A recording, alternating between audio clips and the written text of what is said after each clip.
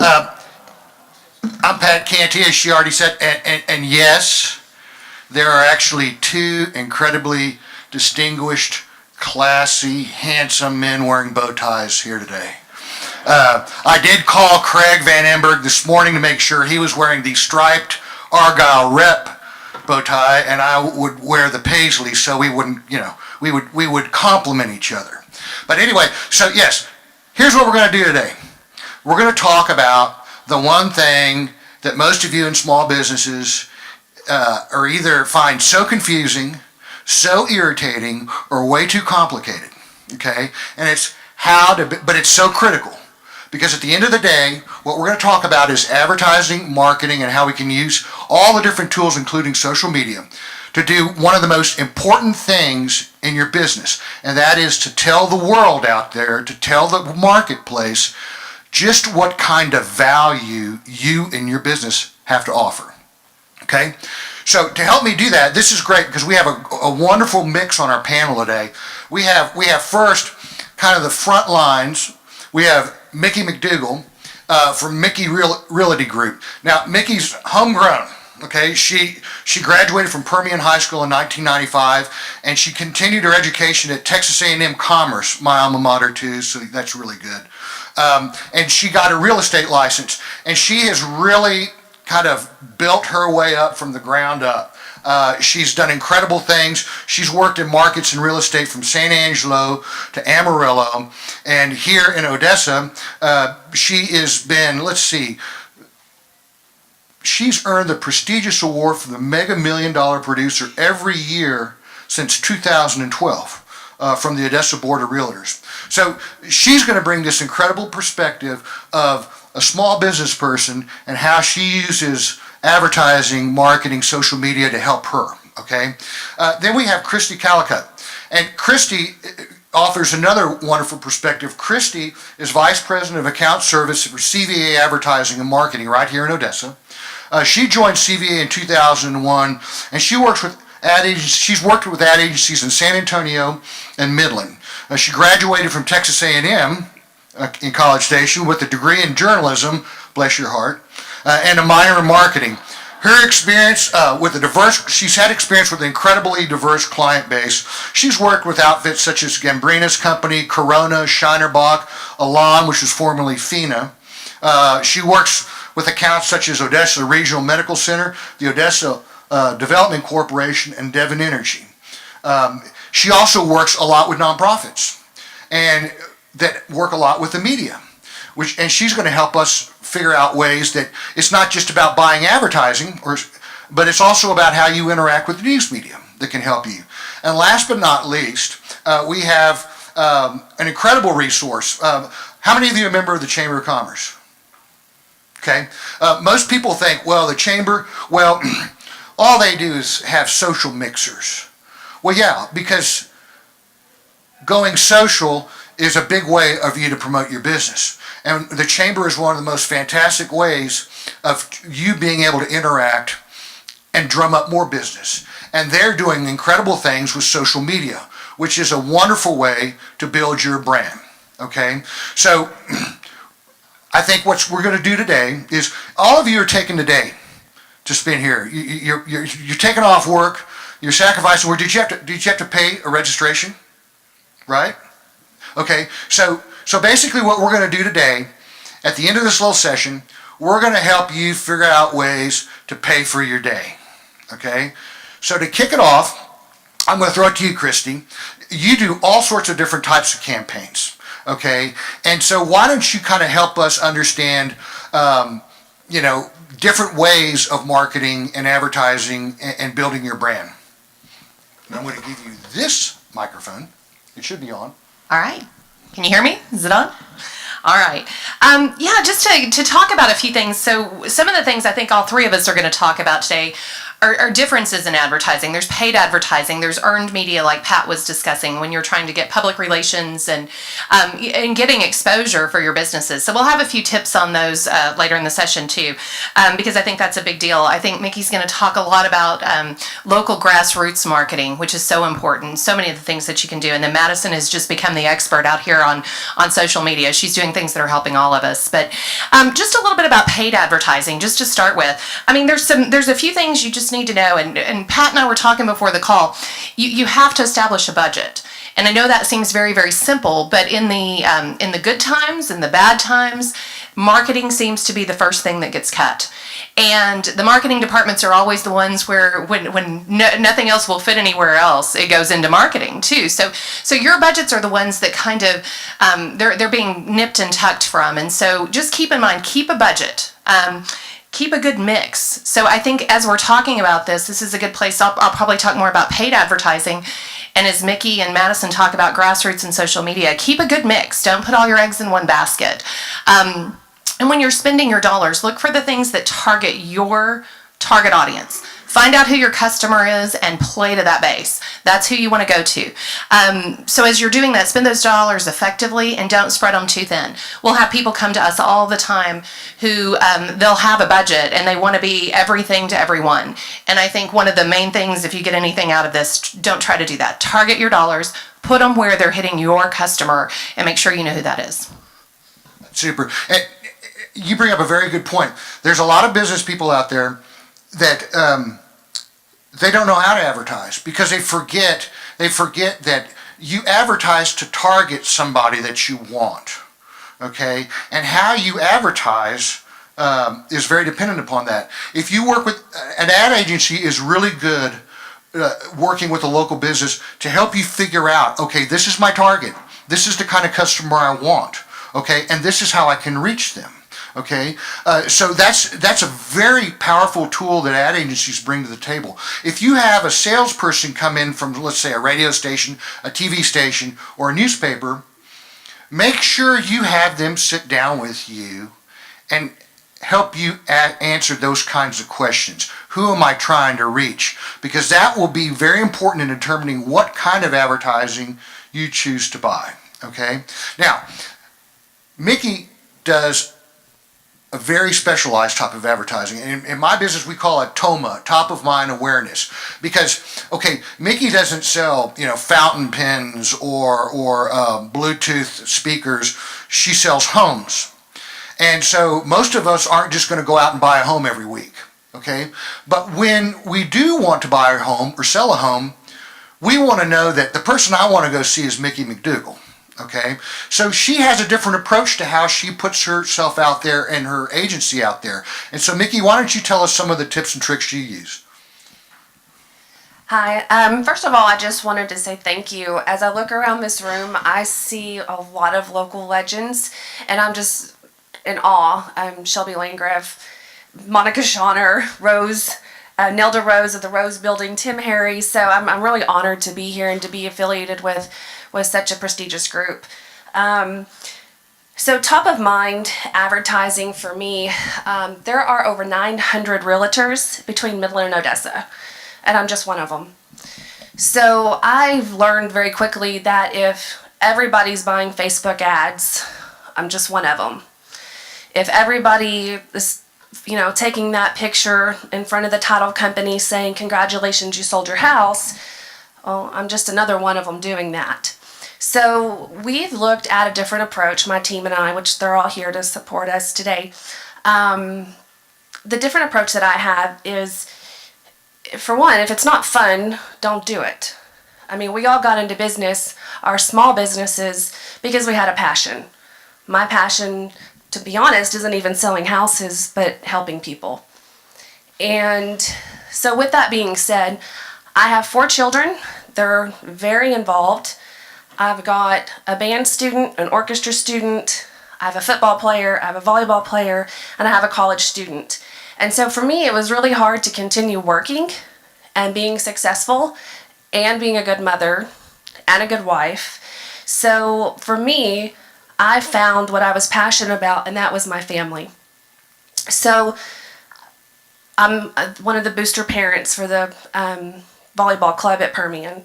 We also serve for one of our members of a team serves on the Lions Club, or for the Lions Club. We've got another one who serves at the Lone Star Association over in Midland for animals. So we do what's passionate, what we're passionate about. And when I do any advertising, if I'm spending money on that advertising or marketing, I'm putting that money where it means the most, not only to my business, but to my family. So you'll see my advertisements at the Permian football games. You're going to see my advertisements in the gyms at Permian. And then I have my daughter who goes to UTPB. She's not as needy anymore, but I try to support her when I can as well. So that's, for me, my tagline is the Mickey McDougall Real Estate Group, where family matters.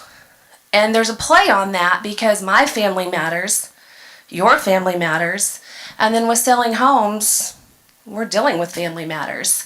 Most people buy a home with a major milestone in mind. They've just gotten married, they had another child, so they need a bigger house, or maybe they got divorced or lost their job or somebody died. So your family matters, and that's my passion. So we plug back into the community. So that's a great point because, like I said, Mickey doesn't move houses the way other people move types of products. But yet she's able to build a relationship and build her business by building her brand that says, I care about my community, I care about you. A hybrid of that is, okay, look around town and you see Sewell Ford. Sewell. You see Sewell everywhere. Sewell advertises to move cars, to sell cars and trucks. But he also advertises like Mickey does for brand. Okay, you'll see his name affiliated with all sorts of charity things, or different philanthropic. How about that? That's early in the morning to say that. But it's because Sewell also realizes that, you know what? When I do want to buy a car, I want to do business with somebody who I think cares about me and cares about our community. And that's the exact approach that Mickey's taking. Now, okay, so I guess some of the best lessons learned are by making mistakes. If you never make a mistake, you never learn anything. So in your career, what types of lessons have you learned through mistakes in trying to market your business? I'm glad you asked that, Pat, because over 18 years I've learned a lot of lessons, and I've had a lot of failures. And when you fail, because it's going to happen, think of it as failing forward. Learn from it and move on. If you get stuck in that failure mindset, you may not be here next year. So fail forward. Some of the lessons that I've learned the hard way, especially when I was newer, is trying to pay for everything.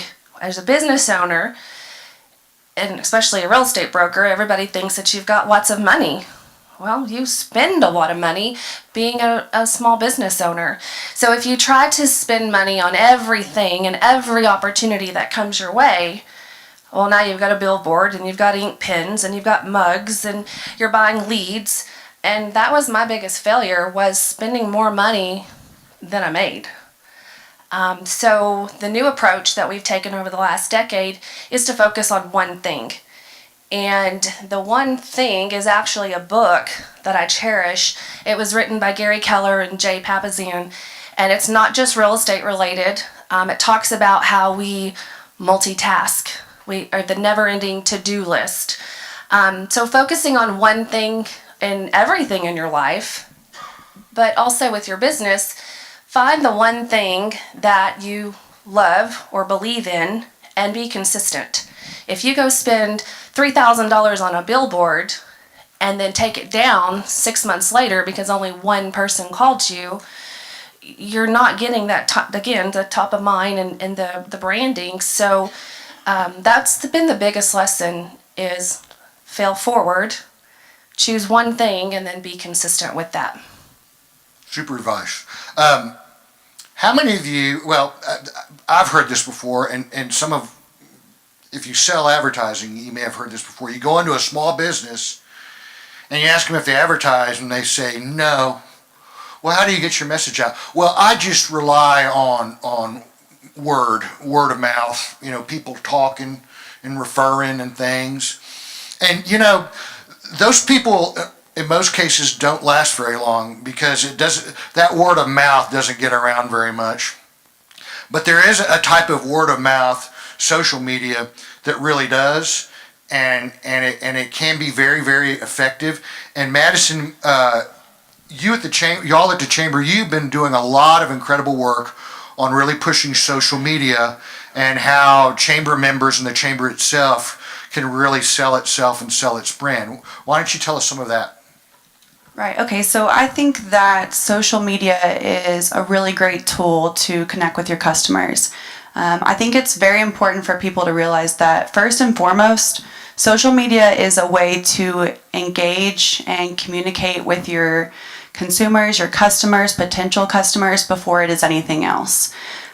You can build relationships just as Mickey and Pat have kind of stated in some of their marketing and advertising. You want to be able to interact with them, and this platform gives you the opportunity to do that. A lot of times, just like with advertising, you mentioned, Mickey, that you kind of had the problem of figuring out, where do I put my money? A lot of people think that social media is free, and I'm going to throw you one right here. It's not free. How many of you, I'm just curious, how many of you in here have a social media page for your business that you personally manage? Okay. So you all know that your time is not free, right? Social media can be a very time-intensive platform to take on, but when you're utilizing it correctly, it can do wonders for your business. The way that we use it, we have a different focus as the chamber. So we're really focused on our businesses, our members, and helping them spread that message and making sure that we provide them with resources that are going to keep them competitive in the marketplace. With you, on the other hand, if you're in retail, this can be a great place to put your clothing or your merchandise on. If you're a financial advisor, it can be a great place for you to make connections. But the way you use social media is not absolute across all platforms. So it's really going to start with identifying your target market just like you would in any other form of advertising. Depending on who your market is, it's going to depend on what platform you want to use. So I will go ahead and say that Facebook is a really, really great one to go with. You can't be everywhere. You can't be on Twitter, on Facebook, on Pinterest, on Instagram, unless you have a full-time marketing person. And let me say, that still isn't manageable at all times. Social media is a large part of my job, but it's just a small portion of it, and it does take up a lot of time. So you want to focus on quality, not quantity.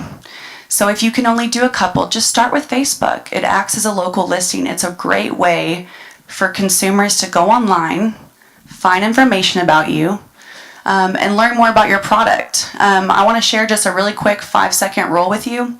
If you're on Facebook, this is very important. It's called the 5-second rule because they want to make sure that if someone looks at your Facebook page, can they get the information they need in under 5 seconds. It's going to start first with make sure that you've got really great photos. I know that sounds ridiculous, but visuals are everything in social media, and it's what attracts people to your page first. If you've got a small budget and you can afford it, invest in some photography, some professional photography to put on your Facebook. That's the first thing they see is those cover photos.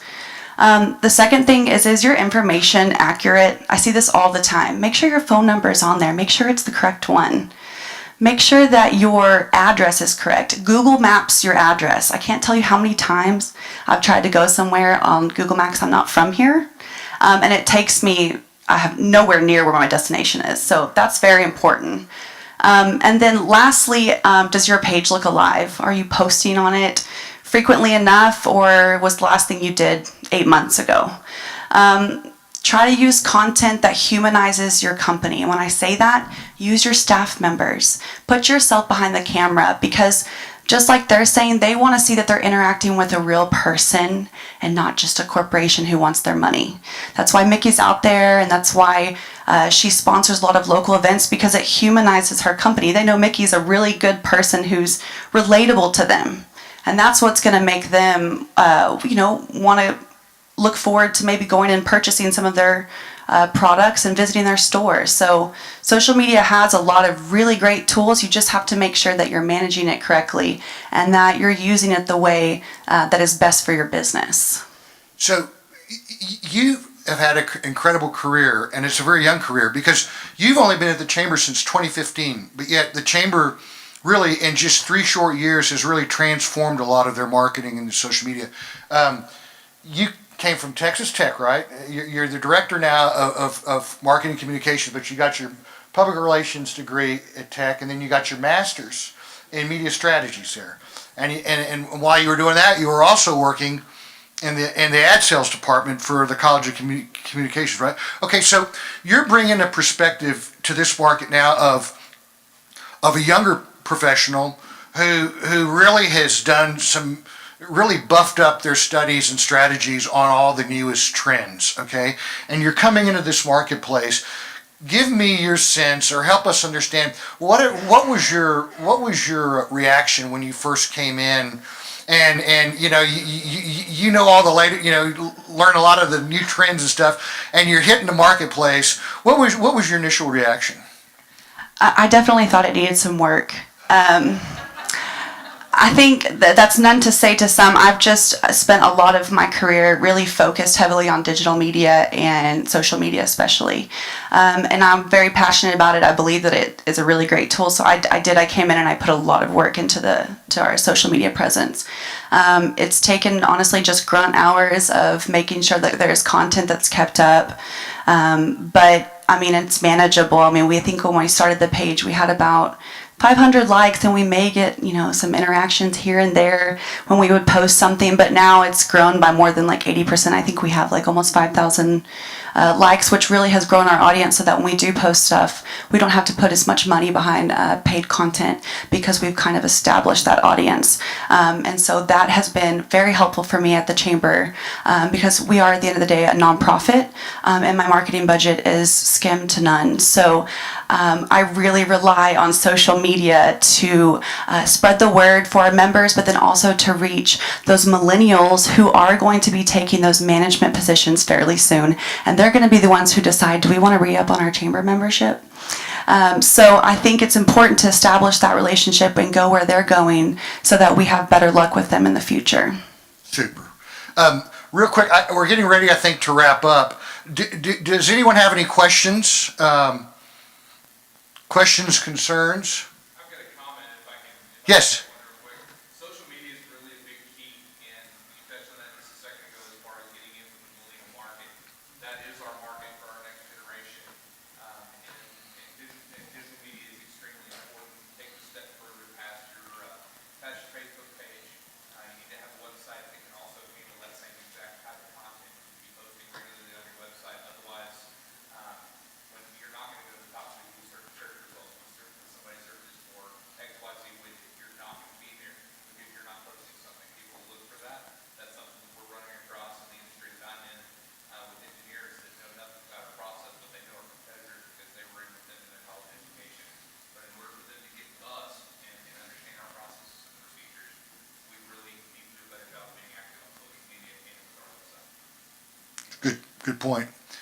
Anything, one thing to remember too, and it goes back to what we've been saying, is understand the different types of platforms, okay? Because certain platforms work for certain types of things that you want to do, okay? For example, Facebook is great for creating conversations and branding and things like that. It's not necessarily the best platform to move product.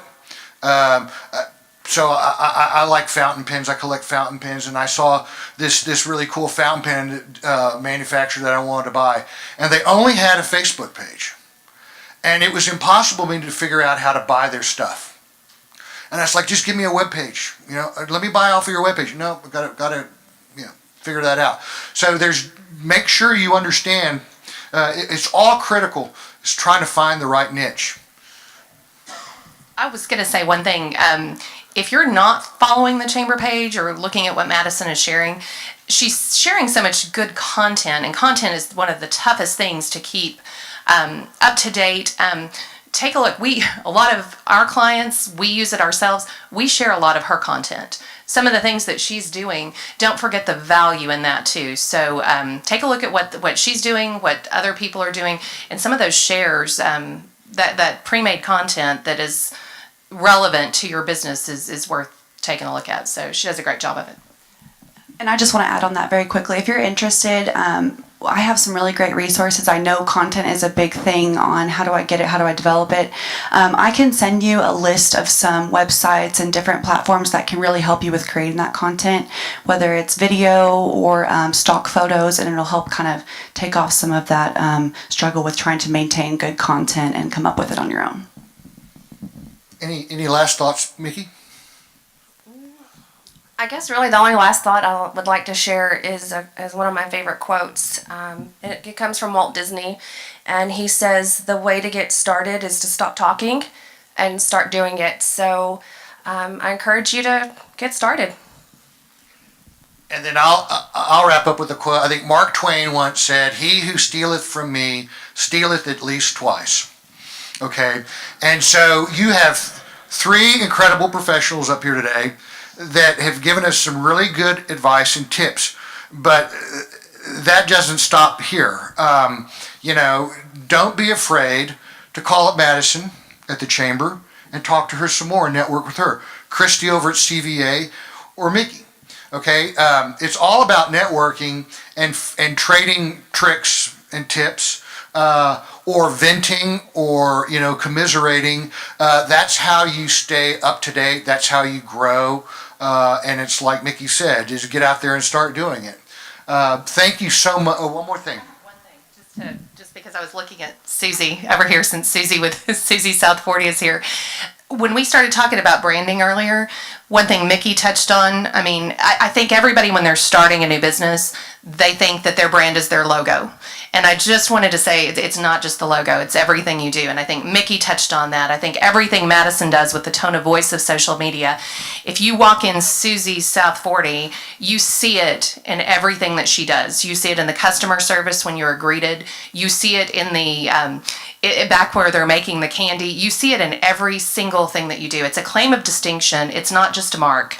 And I just think everybody touched on that. And I just thought I'd mention that because we have a prime example. If you ever want to see that in action, go visit at Susie's shop. Thank you so much, Christy, Madison, Mickey. Thank you so much. We appreciate your time and your input. Thanks. We're done.